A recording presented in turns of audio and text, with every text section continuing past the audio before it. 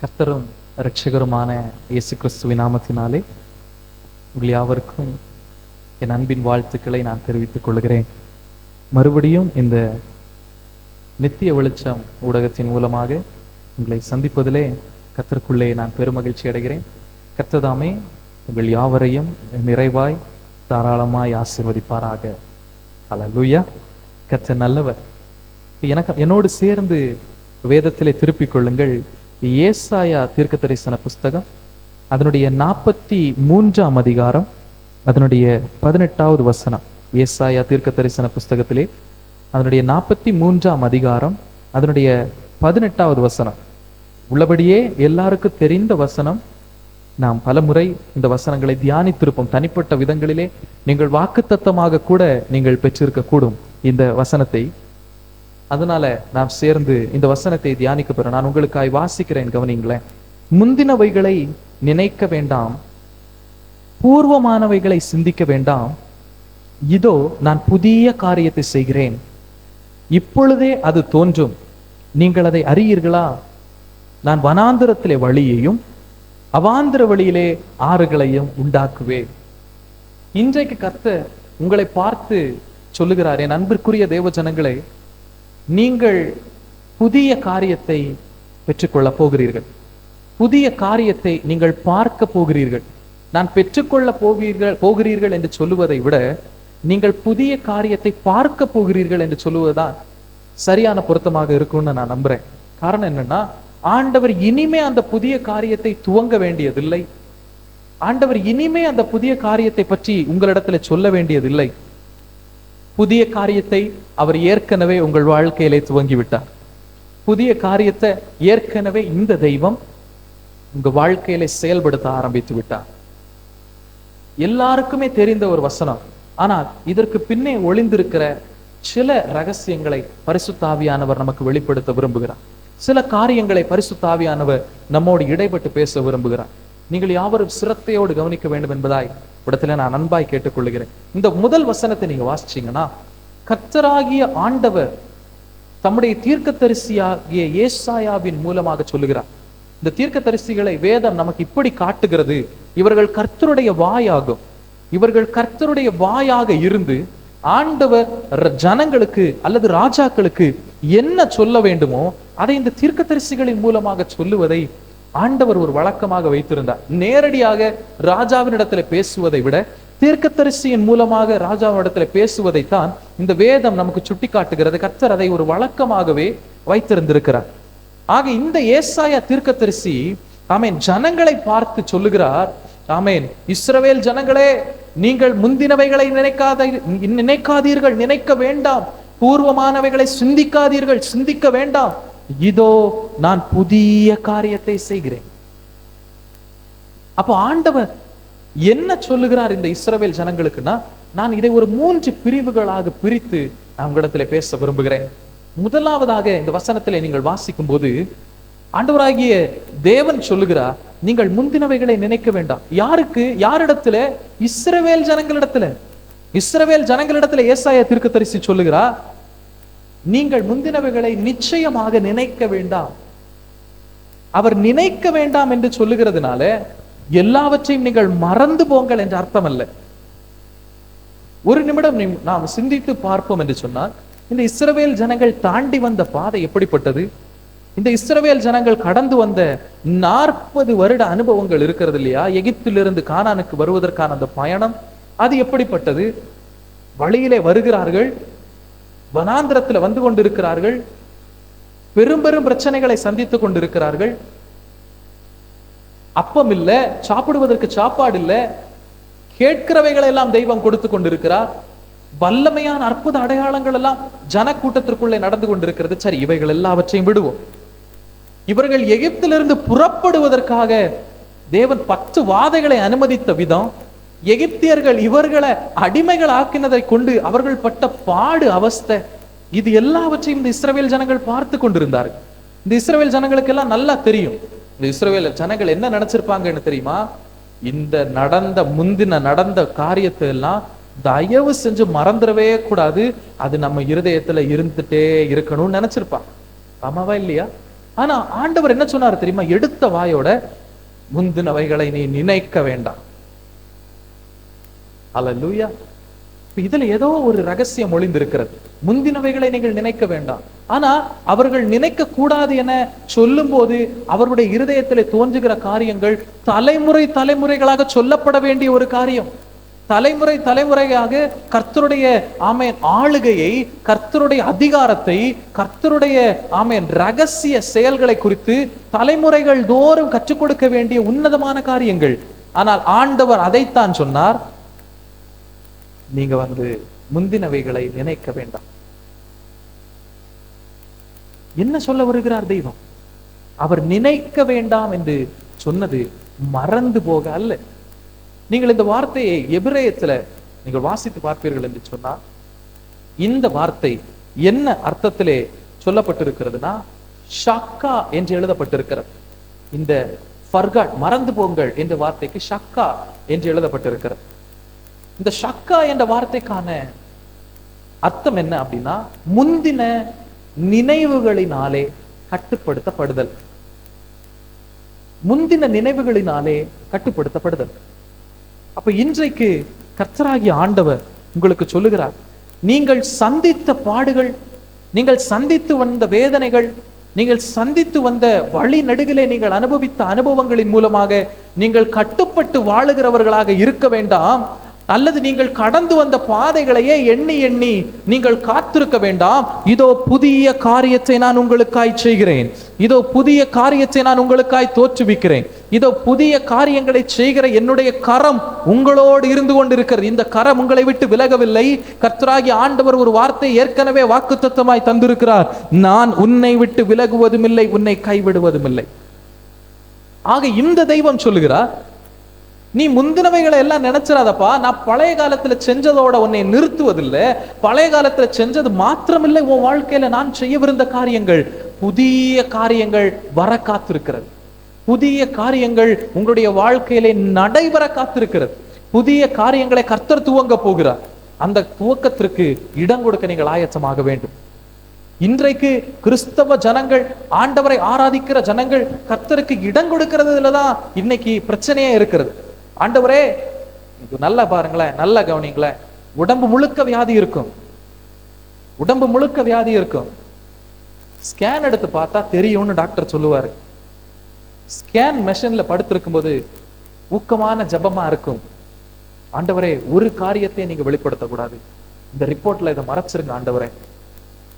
புரியுதா இல்லையா? இதே போலதான் ஆண்டவரே எனக்காக நீர் இந்த என் வாழ்க்கையில ஒரு பெரிய அற்புதத்தை செய்யணும்னு ஜெபம் இருக்கும். ஆனால் ஆண்டவர் இறங்கி செயல்பட இவர்கள் இடம் கொடுப்பதில்லை. கர்த்தருடைய ஆவியானவர் தம்முடைய வாழ்க்கையில வெளிப்படுவதற்கு இவர்கள் இடம் கொடுப்பதில்லை.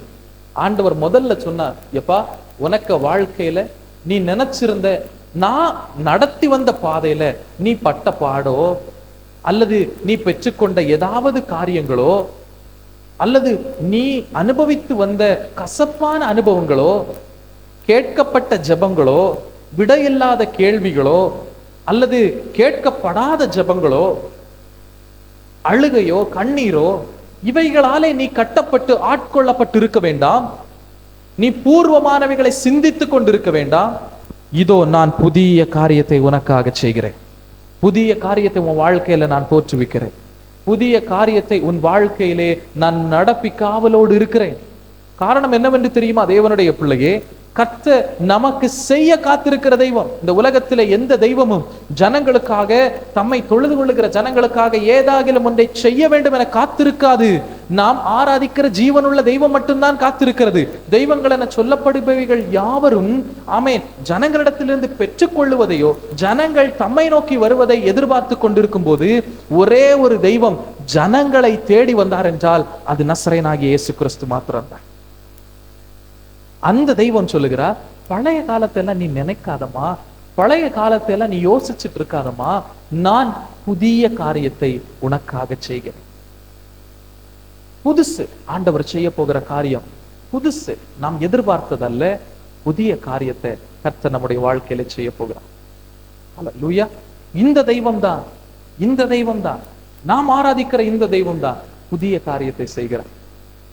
புதிதாய் தோன்றுகிறவைகளை நம்முடைய வாழ்க்கையில கர்த்தராலே செய்ய முடியும்னா நாம் பழைய நினைவுகளிலிருந்து வெளியே வருவது கட்டாயமாகும். புதிய காரியத்தை கர்த்தரிடத்திலிருந்து எதிர்பார்த்து கொண்டிருக்கிறோம் என்றால் பழைய நினைவுகளாலே அகப்பட்டிருக்கிறவைகளிலிருந்து வெளியே வருவது அவசியமாகும். அதைத்தான் நம்ம வாசித்தோம். பிலிப்பியர் 3வது அதிகாரத்தில் என்னோடு சேர்ந்து நீங்கள் திருப்பினா 3ஆம் அதிகாரம் அதனுடைய 13வது வசனத்தை நீங்க வாசிச்சீங்கன்னு சொன்னா, அப்போஸ்தலனாகிய பவுல் பிலிப்பியருக்கு எழுதும் போது தெளிவாய் சொல்லுகிறார். அந்த இடத்துல நீங்க வாசிக்கும் போது அந்த வசனம் நம்மை தாங்கி பிடிக்கும். பாருங்களேன், பிலிப்பியர் 3வது அதிகாரம் அதனுடைய 13, 14வது வசனங்கள் இப்படியாய் சொல்லுகிறது. சகோதரரே, அதை பிடித்து கொண்டேன் என்று நான் எண்ணுகிறதில்லை. ஒன்று செய்கிறேன், பின்னானவைகளை மறந்து நான் முன்னானவைகளை நாடி கிறிஸ்து இயேசுவுக்குள் தேவன் அழைத்த பரம அழைப்பின் பந்தய பொருளுக்காக இலக்கை நோக்கி தொடருகிறேன். பவுல் தெளிவா சொல்றார் பிலிப்பியர் பட்டணத்திற்கு, நான் முன்னல உள்ள காலத்தெல்லாம் நான் மறக்கிறேன். நான் பழைய காலத்துல நடந்த சம்பவங்கள் எல்லாம் நான் மறக்கிறேன். இனி எனக்கு வருபவைகள் என்னவென்பதை நான் நாடி தேடி ஆண்டவர் மேல விசுவாசத்தோடு என்னுடைய வாழ்க்கையை நான் தொடர்ந்து போகிறேன். சிலர் கடந்த காலத்தை குறித்து குற்ற உணர்ச்சியோடு, சில கடந்த காலத்தை குறித்து தம்மிடத்துல தோன்றுகிற பொல்லாத உணர்வுகளோடு, தம்மை நொறுக்குகிற, நெருக்குகிற, ஒடுக்குகிற உணர்வுகளோடு யாராகிலும் இதை பார்த்து கொண்டிருப்பீர்கள் என்று சொன்னார். கர்த்தர் சொல்லுகிறார், நீ முந்தினவைகளை நினைக்க வேண்டாம், பூர்வமானவைகளை சிந்திக்க வேண்டாம், புதிய காரியத்தை செய்கிற தெய்வம் நான் உன்னோடு கூட இருந்து கொண்டிருக்கிறேன். நான் உன்னோடு கூட இருந்து கொண்டிருக்கிறேன். அல்லேலூயா. அப்படியே நீங்க இன்னொரு வசனத்தை கூட நான் ஆதாரமாய் உங்களுக்கு காட்டுகிறேன். எரேமியாவிலே அதனுடைய 29வது அதிகாரம், எரேமியா தீர்க்க தரிசன புஸ்தகம் அதனுடைய 29ஆம் அதிகாரம் 11வது வசனத்தை நீங்க வாசிக்கும் போது, இந்த தெய்வம் தான் ஏசாயாவிலே நான் சொன்னேன் தெரியுமா, தீர்க்கதரிசியின் மூலமாய் வாயோடு வாயாய் இருந்து பேசின தெய்வம். இந்த எரேமியா தீர்க்கதரிசியின் மூலமாய் உங்களுக்கு என்ன சொல்லுகிறார்? நீங்கள் எதிர்பார்த்திருக்கும் முடிவை உங்களுக்கு கொடுக்கும்படிக்கு நான் உங்கள் பேரில் நினைத்திருக்கிற நினைவுகளை அறிகிறேன். அவைகள் தீமைக்கல்ல, சமாதானத்திற்கு ஏதுவான முடிவுகள். ஆகவேதான் நான் சொன்னேன், தாராளமாய் நீங்கள் ஆண்டவரை நம்பலாம். ஆகவேதான் நான் சொன்னேன், கண்டிப்பாக நீங்கள் கர்த்தரை சார்ந்திருங்கள், நீங்கள் பழையவைகளை மறந்து விடுங்கள், புதியவைகளை செய்கிற தெய்வம் நம்மோடு கூட இருந்து அவர் செயல்பட்டு கொண்டிருக்கிறார். இரண்டாவதாக ஆண்டவர் என்ன செய்ய சொன்னார் என்று சொன்னால், முந்தினவைகளை நினைக்க வேண்டாம் என சொன்னார், பூர்வமானவைகளை சிந்திக்க வேண்டாம் என தெய்வம் சொன்னார். அடுத்து என்ன செய்ய வேண்டுமா? புதிய காரியத்தை நான் செய்கிறேன், நீங்கள் அதை அறியீர்களா என்பதாக கர்த்தர் சொல்லுகிறார். நீங்கள் அதை அறியீர்களா? அர்த்தம் என்ன? இங்க இது ஆங்கிலத்துல வாசித்து பாருங்களேன். அவர் ஏற்கனவே ஒரு காரியத்தை நம்முடைய வாழ்க்கையில செய்ய துவங்கி விட்டார். நாம் தான் அதை பார்ப்பதற்காக நம்முடைய கண்களை திறக்க வேண்டும். கர்த்தர் என் வாழ்க்கையில இந்த காரியத்தை செய்ய துவங்க மாட்டாரா என நீங்கள் ஜெபித்துக் கொண்டிருக்கிறீர்கள். ஆனால் ஏற்கனவே உங்களுடைய வாழ்க்கையில கர்த்தர் அதை செய்ய துவங்கி விட்டார். நாம் இப்பொழுது இருந்து கொண்டிருப்பது ஒரு கூட்டுப்புழுவை போன்ற ஒரு சூழ்நிலை. கூட்டுப்புழுவை போன்ற ஒரு சூழ்நிலை. கூட்டுப்புழுவிற்குள்ள இருக்கிற அந்த புழு, நல்லா யோசித்து பாருங்களேன், எப்படி அது யோசித்துக் கொண்டிருக்கும்? ஆண்டவரே, எனக்கு ஏதாகிலும் ஒன்று செய்ய மாட்டீரா? என்னை சுற்றி இப்படி ஒரு கூடு அடைக்கப்பட்டிருக்கிறதே, நான் அடைபட்ட சிறைப்பட்டு போன வாழ்க்கையில இருந்து கொண்டிருக்கிறேனே என்று சொல்லி அந்த கூட்டுப்புழு ஒருவேளை யோசிக்க கூடும். ஆனால் அந்த புழுவிற்கு தெரியாத ஒரு சம்பவம் தெரியுமா?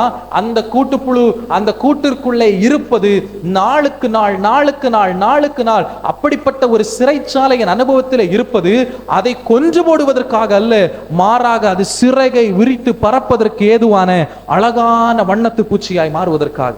நான் இன்றைக்கு உங்களுக்கு சொல்லுகிறேன், நீங்கள் எதிர்பார்த்திருக்கிற முடிவை உங்களுக்கு தரும்படிக்கு தெய்வம் உங்களோட தான் இருக்கேன்னு சொன்னார்னா, பழையவைகளை நினைச்சு பழையவைகளை சிந்தித்து வாழுகிற வாழ்க்கையை விட்டு கர்த்தர் எனக்காக ஏதாகிலும் ஒன்றை செய்வார் என்கிற விசுவாசத்தோடு, ஏற்கனவே என் வாழ்க்கையில தெய்வம் செய்ய துவங்கிவிட்டார் என்கிற உறுதிப்பாட்டோடு நீங்களும் நானும் அடுத்த அடியை வாழ்க்கையில் எடுத்து வைக்க வேண்டும். இந்த நேரத்துல நான் பேசுகிற இந்த வார்த்தை சிலருக்கான வார்த்தை. எதிர்பார்த்து இந்த வார்த்தையை கூர்ந்து கவனித்துக் கொண்டிருக்கிற தேவஜனமே, உங்களோடு தான் கர்த்தர் இடைப்பட்டு கொண்டிருக்கிறார். உங்கள் வாழ்க்கையிலே ஏற்கனவே அவர் செயல்பட துவங்கிவிட்டார். அவருடைய செயல்பாடுகள் உங்களுடைய வாழ்க்கையில ஏற்கனவே அடையாளங்களாக வெளிப்பட்டு கொண்டிருக்கிறது. உங்களுடைய வாழ்க்கையில ஏற்கனவே அந்த செயல்பாடுகள் கர்த்தராலே அனுமதிக்கப்பட்ட காரியங்களாய் திவ்யமாய் தெளிவாய் வேதவசன ஆதாரங்களோடு உங்களுடைய வாழ்க்கையிலே செயல்பட்டு வெளிப்பட்டு கொண்டிருக்கிறது. அதுதான் கர்த்தருடைய செயல். அதுதான் கர்த்தருடைய செயல். யோபு சொல்லுகிறார், தேவனுடைய ரகசிய செயல் என்னுடைய கூடாரத்தின் மேலே இருந்தது. யோபு இதை சொல்லும் போது நல்ல கவனிக்கணும் தேவ பிள்ளையே, யோபு இதை சொல்லும் போது யோபு உடல் முழுவதும் பருக்களாலே அவதிப்பட்டு கொண்டிருக்கிறார். வசனம் சொல்லுகிறது, ஒரு ஓட்டை எடுத்து சுரண்டி கொண்டிருக்கிறார். உடல் முழுவதும் வியாதி. பெற்றெடுத்த 10 பிள்ளைகள் இறந்து போனார்கள். ஆடுகள் போனது, கழுதைகள் போனது, ஒட்டகங்கள் போனது, வீடு இடிந்தது. எல்லா சொத்துக்களும் 24 மணிக்கூருக்குள்ள ஒற்ற மனிதனுக்கு கையிலிருந்து எடுக்கப்பட்டு போன போது யோபு சொல்லுகிறார், என்ன சொல்லுகிறார் தெரியுமா? தேவனுடைய ரகசிய செயல் என் கூடாரத்தின் மேல் இருந்தது. யோபு நம்பி இருந்தா, முந்தினவைகள் எல்லாம் நினைக்க மாட்டேன், இவ்வளவு நாள் கர்த்தருடைய வாழ்க்கையில் அனுமதிச்ச பாட எண்ணி எண்ணி எண்ணி வருத்தத்தோடு நான் வாழுவதில்லை. எனக்கு ஒரு விசுவாசம் உண்டு, தேவனுடைய ரகசிய செயல் என் கூடாரத்தின் மேலே தான் இருக்கிறது. நான் சொல்லுகிறேன், இந்த வார்த்தையை கவனித்துக் கொண்டிருக்கிற தேவ பிள்ளையே, தேவனுடைய ரகசிய செயல் உங்க கூடாரத்தின் மேலே இருந்து கொண்டிருக்கிறது.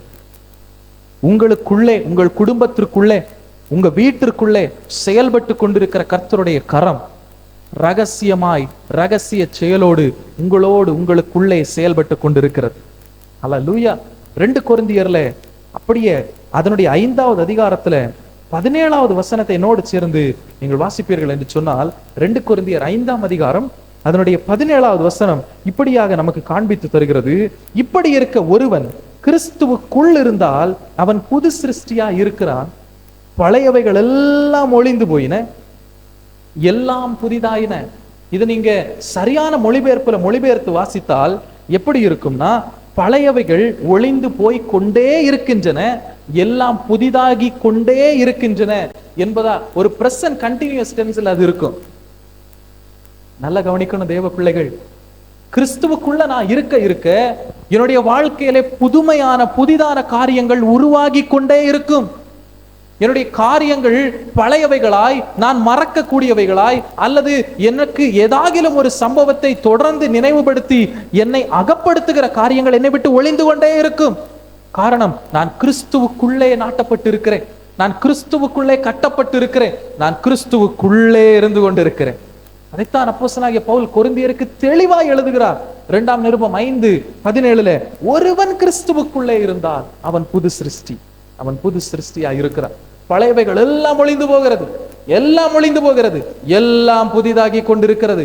தேவஜனமே, நீங்களும் நானும் எதிர்பார்த்திருக்கிறபடி எல்லா புதிதான காரியங்களுடைய வாழ்க்கையில சம்பவிக்கும்படி நீங்கள் என்ன செய்ய வேண்டும்? நீங்கள் கிறிஸ்துவுக்குள்ளே நிலைத்திருக்க வேண்டும். நீங்கள் கிறிஸ்துவுக்குள்ளே நிலைத்திருக்க வேண்டும். ஐயா, நான் கிறிஸ்துவுக்குள்ளே தான் இருக்கிறேன், நான் ஆண்டவரைத்தான் ஆராதித்துக் கொண்டிருக்கிறேன், ஒரு நன்மைக்கும் எனக்கு குறைவில்லை, ஆனாலும் என் வாழ்க்கையில புதிய நன்மையை நான் பார்க்கணும், புதிய காரியத்தை நான் பார்க்கணும், புதிதான ஒரு அனுபவத்திற்குள்ள போகணும்னு நான் எதிர்பார்க்கும் போதெல்லாம் ஒரு சிறைச்சாலையின் அனுபவம் வருகிறது. யாராகிலும் அப்படி சொல்லுவீர்கள் என்று சொன்னால் நான் சொல்லுவேன், அந்த சிறைச்சாலையின் அனுபவமே உங்களை உயர்த்துவதற்காகத்தானே தவிர உங்களை அடிமைப்படுத்தி ஆளுவதற்கல்ல. அந்த சிறைச்சாலையிலிருந்து நீங்கள் வெளியே வரும்போது நீங்கள் அதே வண்ணத்து பூச்சியை போல இந்த உலகத்திலே உயர பறந்து இந்த உலகத்தின் அழகை நீங்கள் ருசி பார்க்கிற நாட்கள் வரும்.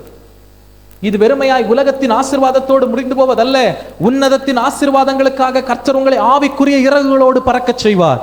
இந்த உலகத்தின் அதிபதியை வீழ்த்தும்படி ஆவிக்குரிய ஆயுதங்களோடு நீங்கள் பறந்து வேட்டையாடுகிறவர்களாய் இருப்பீர்கள். உலகத்தின் ஆசீர்வாதம் மாத்திரமல்ல நம்மை வாழ வைப்பது, உன்னதத்தின் ஆசீர்வாதங்களும் கூட. இந்த உலகம் ஒரு நாள் முடிந்து போகும், நம்முடைய ஜீவிதம் ஒரு நாள் நம்முடைய கையிலிருந்து எடுபட்டு போகும், நாம் நினைக்கிறபடி நம்மால் வாழ முடியாமற் போகும். ஆனால் ஒரு விசுவாசம் உண்டு, நீங்களும் நானும் உன்னதத்திலே சந்திப்போம், உன்னதருடைய ஆளுகைக்குள்ளே நாம் காணப்படுவோம். அந்த ராஜ்யத்திற்குள்ளே செல்லுகிற வரை உங்களுடைய பரிசுத்தத்தை நீங்கள் பாதுகாத்துக் கொள்ளும்படி, ஆமென், உங்களுடைய ஆத்துமாவை நீங்கள் பாதுகாத்துக் கொள்ளும்படி நீங்கள் கிறிஸ்துவுக்குள்ளே இருப்பது அவசியம். அப்படி நீங்கள் கிறிஸ்துவுக்குள்ளே இருக்கும்போது இந்த உலகத்திலேயும் கூட உங்களுக்கு புதிய காரியங்களை கர்த்தர் நடத்தி தருவார். நம் ஆசீர்வாதத்திற்காக தெய்வத்தை ஆராதிக்கிறவர்கள் அல்ல, நம் மறு வாழ்விற்காக நாம் தெய்வத்தை ஆராதிக்கிறவர்கள், நம் மறு வாழ்விற்காக தெய்வத்தை தேடுகிறவர்கள், நம் மறு வாழ்வடைவதற்காக தெய்வத்தோடு இருக்கிற. வேற எந்த மதமும் இதை போதிக்க முடியாது. கிறிஸ்துவிலே தான் ரட்சிப்பு உண்டு. நானே வழி என்று சொன்னவர், தாம் இருக்கிற இடத்திலே நம்மை கொண்டு சேர்ப்பதற்காக நமக்காக பிதாவினிடத்திலே பரிந்து பேசிக் கொண்டிருக்கிறவர். 1 யோவான் 2:1 நீங்கள் அதை வாசிக்க முடியும். ஆகவேதான் இயேசு சொன்னார், ஆகவேதான் தேவன் சொல்லுகிறார், முந்தினவைகளை நீங்கள் நினைக்க வேண்டாம், பூர்வமானவைகளை நீங்கள் சிந்திக்க வேண்டாம், இதோ புதிய காரியத்தை நான் செய்கிறேன், இதோ புதிய காரியத்தை நான் செய்கிறேன், அது இப்பொழுதே தோன்றும், அதை நீங்கள் அறியீர்களா என்பதாய் நம்மிடத்தில் அவர் கேள்வி எழுப்புகிறார். ஏன்னா ஆண்டவர் ஏற்கனவே அதை செய்ய துவங்கி விட்டார் நம்ம வாழ்க்கையில. நாம் தான் அதை உணர்ந்து கொள்ளாமல் இருக்கிறோம். நம்ம தான் அதை இன்னும் சென்ஸ் பண்ணல, நம்ம தான் அதை இன்னும் ஏற்றுக்கொள்ளல. அப்படி சொல்லிட்டு ஆண்டவர் தொடர்ந்து சொல்லுகிறார், எப்பா நான் வனாந்திரத்துல வழிகளை உண்டாக்குகிறவர், நான் வனாந்திரத்துல வழியை உண்டாக்குவேன் தெரியுமா அப்படின்னு கேட்கிறார். வனாந்திரத்துல எங்க வழியை உண்டு பண்ணினா? இஸ்ரவேல் ஜனங்களிடத்திலேயே அவர் செய்திருக்கிற அந்த அற்புதத்தை. இஸ்ரவேல் ஜனங்களை எகிப்திலிருந்து கூட்டிக் கொண்டு வருகிறார்கள். எதிரே திடீரென ஒரு வனாந்திரம் வருகிறது, திடீரென ஒரு வனாந்திரம் வருகிறது. திடீரென வனாந்திரம் வந்தப்போ ஆமேன், இந்த வனாந்திரத்தை எப்படியாவது தாண்டி போய் விடலாம் என்று சொல்லி ஆமேன், இந்த வனாந்திரத்திலே இஸ்ரவேல் ஜனங்கள் நடந்து கொண்டு வருகிறார்கள். வனாந்திரத்திலே வந்து கொண்டிருக்கும் போது அவர்கள் ஒரு கடலை சந்திக்கிறார்கள். வனாந்திரத்தின் முடிவில் அவர்கள் ஒரு கடலை சந்திக்கிறார்கள். அதுதான் செங்கடல் என்பதா வேதம் கற்பிக்கிறது. இப்பொழுது வனாந்திரத்துல வந்தாங்க. வனாந்திரத்தின் முடிவில் இப்பொழுது எந்த பக்கமும் சென்று விடாதபடி ஒரு செங்கடல் இவருடைய பிரயாணத்தை தடுத்து நிறுத்தி கொண்டிருக்கிறது. அப்போ இவர்கள் செய்தது என்ன? இஸ்ரவேலின் தேவனை நோக்கி பார்த்தார்கள். ஆமேன், இவர்களுக்கு ஒரு நம்பிக்கை இருந்தது, இவர்களுக்கு ஒரு காரியம் தெரிந்தோ தெரியாமலோ இருந்தது, இவர்களை நடத்தி வருகிற மோசே இவர்களை காப்பாற்றுவான் என்று. ஆனால் மோசேக்கு தெரிந்திருந்தது, மோசே அல்ல இவர்களை காப்பாற்றுவது, இஸ்ரவேலின் தேவனாகிய கர்த்தர் இவர்களை காப்பாற்றுவார், இஸ்ரவேலின் தேவனாகிய கர்த்தர் இவர்களை நடத்துவார், இஸ்ரவேலின் தேவனாகிய கர்த்தர் இவர்களுக்கு உதவி செய்வார் என்பதாக சொல்லி மோசேக்கு தெரிந்திருந்தது. ஏன்னா கர்த்தர் மோசேயின் இடத்துல பேசின விதங்கள் அப்படி, கர்த்தர் மோசேயை கொண்டு சென்ற விதங்கள் அப்படி, கர்த்தர் மோசேயின் இடத்துல திருவுளம் பற்றின காரியங்கள் அப்படி. செங்கடல் வந்தது. ஆண்டவர் சொன்னார், இனி நீ ஒண்ணும் செய்யண்டா, இனி நீ செய்ய வேண்டியது ஒன்று பாக்கி இருக்கிறது, இந்த கடலை பிரிக்கும்படி உன்னுடைய கோலை நீ எடுத்து நீட்ட வேண்டும். என்ன அதிசயம்! கடல் பிரிந்து போனது, வனாந்தரத்தில் வழி உண்டானது. வனாந்தரத்தில் எப்படி ஒரு தெய்வத்தாலே வழி உண்டாக்க முடியும்? நாம் ஆராதிக்கிற இந்த தெய்வம் இஸ்ரவேல் ஜனங்களுக்காய் அதை செய்து முடித்தார். வனாந்தரத்தில் கடல்கள் எதிர்த்த போதும் கூட தடையாய் நின்ற கடலை இவர்களை காக்கிற மதிலாக கர்த்தர் நீக்கச் செய்தார். ரெண்டு பக்கமாய் பிரிந்து இவர்களை காக்கிற மதிலாக இந்த கடலை நிற்கச் செய்த தெய்வம் தான் உங்களையும் என்னையும் பார்த்து சொல்லுகிறார், என் அன்பான தேவஜனமே, நான் புதிய காரியத்தை செய்கிறேன், நீங்கள் அதை அறியீர்களா என்று கேள்வியை கேட்கிறார். நான் வனாந்தரத்தில் வழியை உண்டாக்குவேன். அல்லேலூயா. அடுத்ததாக இந்த தெய்வம் ஆமென் என்ன செய்கிறாராம்? அவாந்தர வெளியிலே ஆறுகளை உண்டாக்குகிற தெய்வம். எந்த வழியுமே இல்லை, எந்த வழியுமே இல்லை. இந்த பிரச்சனையிலிருந்து என்னால மீண்டு வரவே முடியாது, இந்த வறண்ட சூழ்நிலையிலிருந்து என்னால மீண்டு வரவே முடியாது, ஆமேன், தாகத்தால நான் வறண்டு சாக போகிறேன் என்று சொல்லி ஆமேன், வறுமையின் பள்ளத்தாக்கில, வறட்சியின் பள்ளத்தாக்கில யாராகிலும் இருப்பீர்கள் என்று சொன்னால் நான் சொல்லுகிறேன், அந்த தேவன் சொல்லுகிறார் ஆமேன், அவாந்திர வெளியிலே அவர் தண்ணீர்களை உண்டு பண்ணுகிறவர். வறண்ட சூழ்நிலையிலே அவர் தண்ணீர்களை உண்டு பண்ணுகிறவர். எப்படி அவர் தண்ணீரை உண்டு பண்ண முடியும்? யோவானிலே நீங்கள் வாசிக்க முடியும். ஆமேன், யோவானிலே கர்த்தர் சொல்லுகிறார், ஆமேன், நான் தருகிற தண்ணீரை குடிக்கிறவர்களுக்கு ஒரு காலமும் தாகம் உண்டாகாது. சமாரிய ஸ்திரீயினிடத்திலே பேசும்போது நீங்கள் அதை பார்க்க முடியும். யோவான் 4வது அதிகாரம் 13-14 நம்மை தெளிவாக எழுதப்பட்டிருக்கிறது. ஆமேன், நானே ஜீவன் தருகிற ஜீவன் நதி என்பதாக இயேசு சொல்லுகிறார். அல்லேலூயா.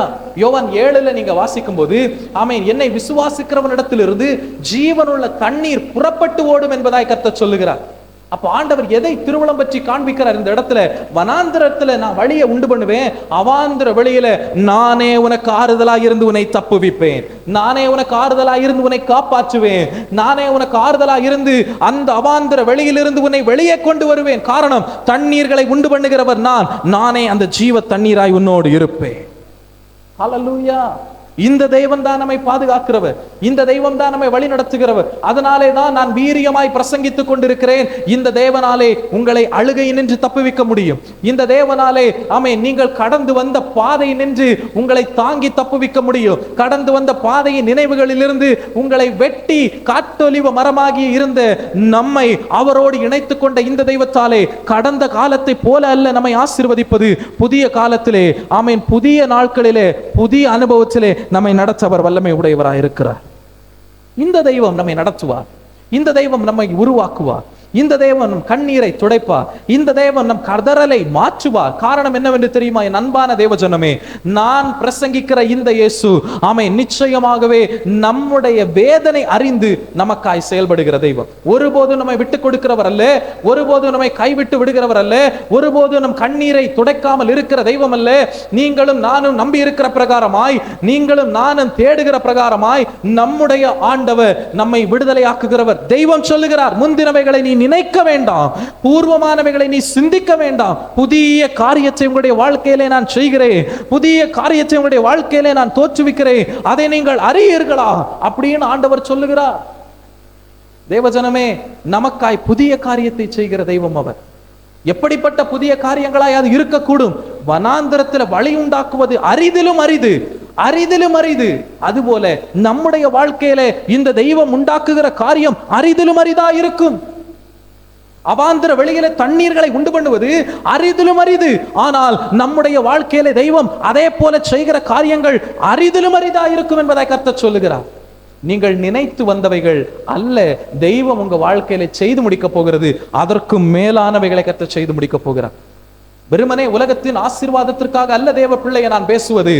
நீங்கள் உன்னதத்தின் ஆசீர்வாதத்திற்காக, பரலோக வாழ்விற்காய் காத்திருக்கும் போது இந்த உலகத்தின் ஆசீர்வாதங்கள் எல்லாம் உங்களுக்கு கூட கொடுக்கப்படுகிறது. அதுதான் அடிப்படை சத்தியம், அதுதான் அடிப்படை சத்தியம். நீ முந்தினவைகளை நினைக்காமல், பூர்வமானவைகளை சிந்திக்காமல் தேவன் பேரில் பற்றுதலாய் இருக்கும் போது பரலோகத்திற்கு நீங்கள் பாத்திரவான்களாய் மாறுகிறீர்கள். பூலோகத்திலே வனாந்தரத்திலே என் தெய்வம் வழியை உண்டு பண்ணுவார், அவாந்திர வழியிலே என் தெய்வம் தண்ணீர்களை உண்டு பண்ணுவார். நம்மை தப்புவிப்பார், பாதுகாப்பார், ஏந்துவார், சுமப்பார், நம்மை ஸ்திரப்படுத்துவார், பலப்படுத்துவார். ஆகவே ஏதாகிலும் ஒன்றில் குறைவுடையவர்களாய் நாம் இன்றைக்கு இருக்கிறோமே என்று சொல்லி நம்முடைய வாழ்க்கையை நினைத்து நீங்கள் அங்கலாய்க்கிறவர்களாய் இருக்கக்கூடாது. புது விசுவாசத்தோடு நுழைகிறவர்களாய் நீங்கள் இருக்க வேண்டும். புது விசுவாசத்தோடு நுழைகிறவர்களாய் நீங்கள் இருக்க வேண்டும். ஏன் நான் புது விசுவாசத்தோடு நுழைய வேண்டும் என சொல்லுகிறேன்? புது விசுவாசத்தோடு நீங்கள் ஏன் நுழைய வேண்டும்? காலங்கள், வழிகள் தடைபட்டு விட்டது, இந்த பாதை என்னாலே தாண்ட முடியாது, நான் தாண்ட நினைக்கிற வழியில வேகமாய் யோர்தான் பிரவாகித்து ஓடிக்கொண்டிருக்கிறது என்று சொல்லி நீங்கள் தடைபடக்கூடாது. ஏன்னா உங்களுக்காய் செயல்படுகிற தெய்வம் உங்களோடு கூட இருந்து கொண்டிருக்கிறார். என்ன சொன்னார்? வனாந்திரத்துல வழியை நான் தருவேன். விசுவாசத்தோடு எப்படி ஆசாரியர்கள் தேவனுடைய பெட்டியை தூக்கி கொண்டு ஆமென் யோர்தானிலே காலடி எடுத்து வைத்தார்களோ, வைத்தவுடன் யோர்தான் பிரவாகித்து ஓடின யோர்தான் மதிலாக பிரிந்து நின்றதோ, ரெண்டு துண்டாய் பிரிந்து நின்றதோ, அதே போல நீங்களும் நானும் ஆராதிக்கிற தெய்வம் உங்களோடும் என்னோடும் இருப்பதினாலே நீங்கள் நினைத்திருக்கிற காரியத்துல ஆமென் கர்த்தர் அனுமதித்து சித்தத்தோடு வெளிப்படுத்துகிற காரியத்துல விசுவாசத்தோடு நீங்கள் காலடி எடுத்து வைப்பீர்கள் என்று சொன்னால் அதிலே ஏதாகிலும் யோர்தான் பிரவாகித்து ஓடிக்கொண்டிருக்குமே, ஆனால் அந்த யோர்தான் ரெண்டாக பிரிந்து நிற்பதை நீங்கள் பார்ப்பீர்கள். அந்த யோர்தான் பிரிந்து உங்களுக்கு வழி தருவதை நீங்கள் பார்ப்பீர்கள். காரணம் என்னவென்று தெரியுமா? அவர் சொல்லி இருக்கிறார், வனாந்திரத்திலே நான் வழியை உண்டு பண்ணுவேன், அவாந்திர வழியிலே நான் ஆறுகளை உண்டு பண்ணுவேன், தண்ணீர்களை உண்டு பண்ணுவேன். இனி தாகத்தின் அனுபவம் இல்லை, இனி வேதனையின் அனுபவம் இல்லை. புது விசுவாசத்தோடு நீங்கள் நுழையுங்கள். உங்களுக்காக நான் ஜெபிக்க விரும்புகிறேன். என்னோடு சேர்ந்து ஆண்டவரை நோக்கி பார்ப்பீர்கள். அன்பின் தகப்பனே, ஆசீர்வதிக்கப்பட்ட வேளைக்காய் உமக்கு நாங்கள் நன்றி செலுத்துகிறோம் ஐயா. இப்படி ஒரு உன்னதமான உயர்ந்த ஒரு வாய்ப்பை எங்களுக்கு தந்து உம்முடைய வார்த்தை எங்கள் மத்தியிலே திருவிழம் பற்றினதற்காய் நாங்கள் உமக்கு நன்றி செலுத்துகிறோம். நாங்கள் இனி முந்தின காரியத்தினாலே அகப்பட்டு வாழுகிறவர்களைப் போல அல்ல வாழுவது, பூர்வமானவைகளாலே கட்டுண்டவர்களாய் வாழுவதைப் போல அல்ல நாங்கள் வாழுவது. புதிய காரியத்தை நீர் எங்கள் வாழ்க்கையிலே செய்வதை தரிசித்து நடக்கிறவர்களைப் போல நாங்கள் மாற உதவி செய்யும். விசுவாசித்து புதிய காரியங்களை பெற்றுக்கொள்ளுகிறவருக்கான வாழ்க்கையிலே உருமாறி வாழுவதை கர்த்தர் நீர் எங்களுடைய வாழ்க்கையிலே தந்து எங்களை ஆசீர்வதி. இந்த வார்த்தையை, இந்த சத்தத்தை கேட்டுக்கொண்டிருந்த ஒவ்வொரு குடும்பங்களை, ஒவ்வொரு தகப்பனை வீட்டை நீர் பேர் பேராய் ஆசீர்வதிப்பீராக. இவர்கள் நினைத்த காரியங்களிலே கர்த்தர் நீர் ஒரு பெரிய கிருபையை கர்த்தர் நீர் வெளிப்படுத்தி கொடுப்பீராக. பெரிய தாளந்தின் காரியங்களை இவருடைய பிள்ளைகளுடைய வாழ்க்கையில வெளிப்படுத்தி கொடுப்பீராக. பிள்ளைகளுடைய வாழ்க்கையில நல்ல பெசலேயலுக்கு கொடுத்த ஞானத்தை போல அவர்களுக்கும் ஞானத்தை கொடுத்து கர்த்தர் நீர் உயர்த்துவீராக, வழி நடத்துவீராக. உடைய பிள்ளைகளுக்கு வேண்டிய சத்தியத்தை நீர் கொடுத்திருக்கிறீர் ஐயா. கொடுத்திருக்கிற காரியங்கள், நீர் செய்து வருகிற நன்மையின் காரியங்களை இவர்கள் அறியும்படி உடைய கண்களை கர்த்தர் நீர் திறந்தருளி இவர்களை சாட்சியாக்கும், இவர்களை உருமாற்றும். இவர்கள் உம்முடைய பிள்ளைகளாய் வாழ்ந்து இவர்கள் உமக்காய் சாட்சியாய் ஜீவிக்க உதவி செய். அப்படியாய் நீர் செய்ய போகிறதற்காய் ஸ்தோத்திரம். இயேசுவின் நாமத்தில் ஜெபிக்கிறேன். ஜெபம் கேளும் ஜீவனான நல்ல பிதாவே, ஆமென்.